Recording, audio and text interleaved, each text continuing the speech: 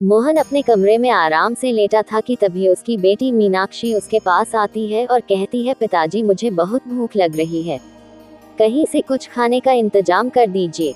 बेटी की बात सुनकर मोहन अपनी आंखें खोलता है और अपनी बेटी को देख दोबारा करवट लेकर सो जाता है।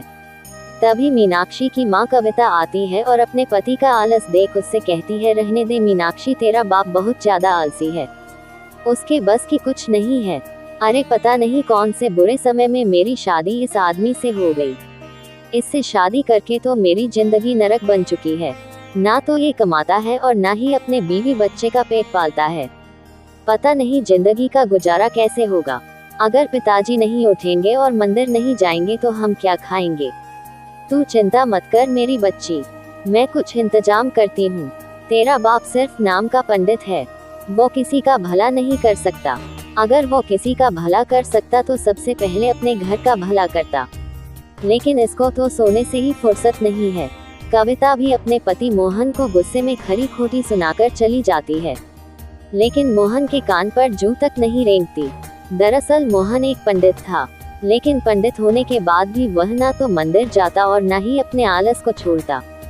लेकिन मोहन और मोहन की पत्नी शिव जी के काफी बड़े भक्त थे। कोई भी विपत्ति आती तो वह लोग शिव जी के शरण में चले जाते। ऐसे ही समय गुजरता है और गुजरते समय के साथ मोहन का आलस दिन प्रतिदिन बढ़ता ही जा रहा था। ऐसे ही एक दिन मोहन के घर पर एक औरत अपनी बेटी को लेकर आती है। पंडित जी पंडित जी पंडित जी, क्या बात है सीमा बहन, तुम इतनी देर से आवाज लगा रही हो, कोई काम है क्या? हाँ कविता, वो क्या है ना, मेरी बेटी के लिए रिश्ता आया है, सब कुछ परफेक्ट है, लेकिन लड़के वालों को कुंडली चाहिए मेरी बच्ची की। सोचा क्यों ना पंडित जी से अपनी बेटी की कुंडली निकाल कर लड़के वालों को दे दूं ताकि मेरी बेटी का रिश्ता पक्का हो जाए। सीमा की बात सुनकर कविता कुछ देर चुप हो जाती है और झूठा बहाना बनाते हुए बोलती है, माफ करना सीमा बहन, लेकिन आज उनकी तबीयत खराब है, वह किसी को भी नहीं देख रहे, इसलिए तुम किसी और पंडित से अपनी बेटी की कुंडली निकलवा लो। कविता की बात सुनकर सीमा उसकी बात से सहमत होती है और वहां से चली जाती है।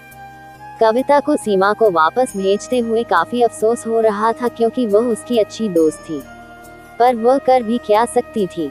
उसका पति मोहन इतना आलसी था कि वह किसी को देखना तो दूर किसी से बात करना भी पसंद नहीं करता था। वो दिन भर सोता उठता, शिवजी की पूजा कर खाना खाता और फिर से सो जाता, बस यही दिनचर्या उसकी जिंदगी में थी। ऐसे ही एक दिन कविता अपनी बेटी मीनाक्षी के साथ नमक, चावल और प्याज खा रही होती है। तभी वहां जमींदार आता है और उन्हें धमकाते हुए कहता है, मोहन, अरे ओ मोहन कहाँ है, जरा बाहर निकल। जमींदार की आवाज सुनकर अब कविता घर से बाहर आती है, जहां वो जमींदार को देख हैरान हो जाती है। क्या बात है जमींदार जी, आप इस तरह इनको क्यों आवाज लगा रहे हैं? कविता बहन, इतनी भोली मत बनो, तुम अच्छे से जानती हो कि मैं तुम्हारे पति को आवाज क्यों लगा रहा हूँ। अरे तुम्हारा पति इस गांव का पंडित है तो क्या हुआ, तुम लोगों को क्या लग रहा है कि तुम लोग मुझसे पैसा उधार लोगे और मैं वह पैसे भूल जाऊंगा? अरे तुम लोगों ने 6 महीना कहकर पैसे लिए, अब साल भर हो चुका है, अगर तुमने मुझे मेरे पैसे नहीं लौटाए तो मुझसे बुरा कोई नहीं होगा। जमींदार जी, आप हमें थोड़े दिन की और मोहलत दे दीजिए, मैं आपके पैसे बहुत जल्द चुका दूंगी। अब आप तो जानते ही हैं कि मेरा पति कितना कामचोर है। शुरुआती समय में उन्होंने इतनी मेहनत करी कि देखकर लगता था कि शायद इनसे मेहनती कोई है ही नहीं, लेकिन अब वह इतना आलसी हो गया, इन्हें देखकर सामने वाले इंसान को भी आलस आ जाए। वह सब मैं नहीं जानता कविता बहन, मुझे मेरे पैसे चाहिए, वह भी सूद समेत। मुझे तुम्हारा व्यवहार काफी अच्छा लगता है और तुम बोलती भी अच्छा हो, इसके लिए तुम्हारी बातों से मैं तुम्हें 2 हफ्ते का समय और दे रहा हूँ। अगर इन 2 हफ्तों में तुमने मेरे पैसे वापस नहीं लौटाए तो मैं तुम्हारे सामान के साथ तुम्हें, तुम्हारी बेटी और तुम्हारे पति को भी घर से निकाल फेंकूंगा, क्योंकि इस घर पर मेरा कब्जा होगा। वैसे भी तुम लोगों ने जब मुझसे पैसे उधार लिए थे तो अपने घर के कागजात मुझे दिए थे। इतना बोलकर जमींदार अपने पैरों को धमकाते हुए वहां से चला जाता है, लेकिन जमींदार की धमकी सुन अब कविता को और ज्यादा टेंशन हो जाती है, क्योंकि एक तो उसका पति आलसी और कामचोर था, तो वहीं अब उसके पास इतने पैसे नहीं थे कि वह अपने घर के कागजात को छुड़वा सके। उदास कविता तेज। धूप में शिव जी के मंदिर जाती है और एक लोटा जल शिव जी को चढ़ाते हुए उनसे हाथ जोड़कर विनती करते हुए कहती है, हे देवों के देव महादेव, आप हमारी परीक्षा क्यों ले रहे हैं? आखिर हमारी पूजा में ऐसी कौन सी कमी रह गई जो आप हमारी इतनी बड़ी परीक्षा ले रहे हैं? माना कि अब मेरे पति आलसी हो गए, लेकिन वह अब भी आपकी पूजा करने में कोई कमी नहीं छोड़ते। फिर आप हमें ऐसे कष्ट भरे दिन क्यों दिखा रहे हैं महादेव? हे शिव जी, अब इस दुविधा से आप ही मेरी नया पार लगा सकते हैं। तो वही देवलोक में बैठे महादेव और पार्वती यह सब देख रहे थे, जिस पर पार्वती माता शिव जी से सवाल करते हुए कहती है, स्वामी कविता को देख हमारे मन में भी एक प्रश्न जागृत हो रहा है। कैसा प्रश्न देवी? हमें समझ नहीं आ रहा स्वामी की मोहन और उसके परिवार की भक्ति भावना इतनी ज्यादा है, किंतु उसके बाद भी आप उनकी परीक्षा क्यों ले रहे हैं? मोहन पहले अपने कार्य को भली भांति समझता था, परंतु अब वह दिन प्रतिदिन कामचोर होता जा रहा है। देवी, यह सब कुछ मोहन के पिछले जन्मों का कर्म है। दरअसल पिछले जन्म में मोहन एक गधा था और वह शिव मंदिर के आगे हमेशा लेटा रहता था, जिस कारण जब भी हमारी आराधना होती तो उसकी आवाज मोहन के कानों में गूंजा करती। तत्पश्चात मोहन अपने स्वप्न और निद्रा में भी हमारा नाम ही जपा करता और इसीलिए इस जन्म में वह पंडित के रूप में पैदा हुआ। परंतु पिछले जन्म में वह गधा था और इसीलिए उसके लक्षण इसके अंदर रह चुके हैं। परंतु स्वामी, अब मोहन कोई गधा नहीं बल्कि एक मनुष्य है और अब उसकी एक बेटी और पत्नी भी है जिसका ख्याल उसे रखना है। यदि ऐसा ही चलता रहा तो शायद हमारे भक्त बड़ी दुविधा में आ जाएंगे। आपको कुछ करना चाहिए स्वामी। माता पार्वती की बात सुनकर महादेव मंद मंद मुस्कुराते हैं। कविता अब मंदिर से निकलकर बाहर की तरफ जा रही होती है कि तभी उसे एक आदमी मिलता है जो एक किनारे बैठे पानी की गुहार लगा रहा था। पानी पानी पानी, कोई पानी पिला दो। उस आदमी को प्यासा देख अब कविता अपने लोटे का पानी उस आदमी को पिला देती है, जिसे पीने के बाद वह आदमी हाथ जोड़कर कविता से कहता है, बहन, 4 दिन से कुछ नहीं खाया और मेरे सर पर छत भी नहीं है। तुम मुझे अपने घर में रख लो, बदले में मैं तुम्हारे घर का काम क्या करूँगा और 1 रुपया नहीं लूँगा। लेकिन भाई, मेरा घर तो खुद गिरवी है, मैं खुद पैसों की मोहताज हूँ, मैं आपको अपने घर में कहाँ से रख लूं? लगता है शिवजी भी मुझसे रूठ गए हैं, तभी वह मेरी इतनी बड़ी परीक्षा ले रहे हैं। बहन, ऊपर वाला कभी किसी से रूठता नहीं है। अभी तुम मंदिर से आए हो, क्या पता घर जाने के बाद सब कुछ ठीक हो जाए। और वैसे भी अब मैंने तुम्हें बहन और तुमने मुझे भाई कहा है, तो इस रिश्ते को तो निभाना ही पड़ेगा। उस आदमी की बात सुनकर कविता के चेहरे पर मुस्कान आ जाती है और वह उसे अपने घर लेकर आ जाती है।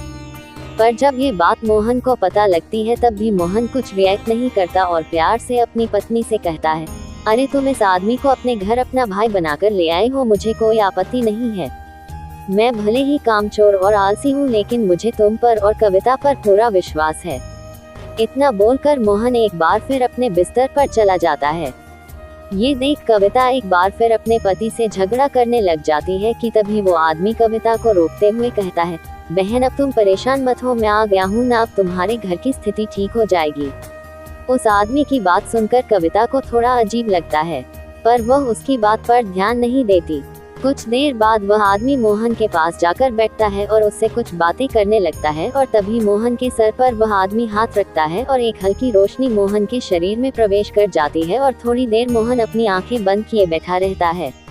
कुछ देर बाद जब मोहन अपनी आंखें खोलता है तो उसे बहुत ताजगी महसूस होती है। कुछ ही देर बाद मोहन नहा धोकर बाहर आता है और अपनी पत्नी कविता से कहता है, कविता, तुम यहाँ मीनाक्षी के साथ बैठकर क्या कर रही हो? अरे तुम जिन्हें घर में अपना भाई बनाकर लाए हो उनके लिए चाय पानी तो लेकर आओ। जी, चाय पानी तो तब आएगा ना जब घर में कुछ हो। हम तो इतने समय से नमक चावल ही खा रहे हैं, लेकिन आपको हमारी फिक्र ही नहीं है। फिक्र मत करो कविता, मैंने जो गलती करी है उसके लिए मुझे माफ कर दो, लेकिन आज के बाद ऐसा कुछ नहीं होगा जिससे तुम्हें और हमारे घर वालों को दिक्कत का सामना करना पड़े। मोहन की आवाज में जोश और ताजगी थी। ये देख कविता भी थोड़ी हैरान हो जाती है, पर वह कुछ नहीं कहती। थोड़ी ही देर बाद मोहन अब मंदिर चला जाता है और वहां अपने काम पर ध्यान देने लगता है। देखते ही देखते 2 हफ्ते गुजर जाते हैं और इन 2 हफ्तों में मोहन मंदिर से इतना कमा लेता है कि वह जमींदार को उसका आधा कर्जा वापस लौटा देता है। ये देख कविता को भी बहुत अच्छा लगता है। समय गुजरता है और गुजरते समय के साथ अब मोहन के परिवार के साथ सब कुछ अच्छा होता जा रहा था। अब कविता इस बात पर गौर करती है कि जब से वह उस आदमी को अपने घर पर अपना भाई बनाकर लेकर आई तब से उसके घर में सब कुछ अच्छा हो रहा है। ऐसे ही एक रात कविता अपने हाथ में दूध का गिलास लिए अपने भाई के कमरे में जाती है, जहां वो उसके शरीर से निकल रही एक चमक देखती है, जिसे देख वो हैरान हो जाती है। मैं जानती थी कि आप कोई मामूली इंसान नहीं हैं, पर मैं हमेशा दुविधा में फंसी रहती थी। लेकिन अब मेरा शक यकीन में बदल गया है। आखिर कौन है आप और आपने हमारे परिवार के लिए इतना क्यों किया? कविता की बात सुनकर अब वह आदमी अपने असली रूप में आ जाता है, जिसे देख कविता की आंखें चमक उठती हैं और उसके हाथों से दूध का गिलास नीचे गिर जाता है। कविता भी अब शिवजी के चरणों में गिरकर उनसे माफी मांगती है। मुझे माफ कर दीजिए प्रभु, जाने अजाने में मैंने आपके ऊपर शक किया। अरे मुझ जैसी अभागन से गलती हो गई, मेरी बुद्धि भ्रष्ट हो गई थी प्रभु। पुत्री तुम अभागन नहीं बल्कि भाग्यशाली हो। तभी मैं तुम्हारे घर आया और तुम्हारे घर में नौकर बन के रहा, परंतु तुमने कभी भी मेरे साथ नौकर जैसा व्यवहार नहीं किया, हमेशा अपने भाई जैसा प्रेम स्नेह दिया। और हाँ, आज के बाद तुम्हारे घर में किसी भी तरह की कोई दिक्कत परेशानी नहीं होगी। तथास्तु। इतना बोलकर महादेव अंतर्ध्य हो जाते हैं और तब से कविता के घर में खुशियों की लहर आ जाती है।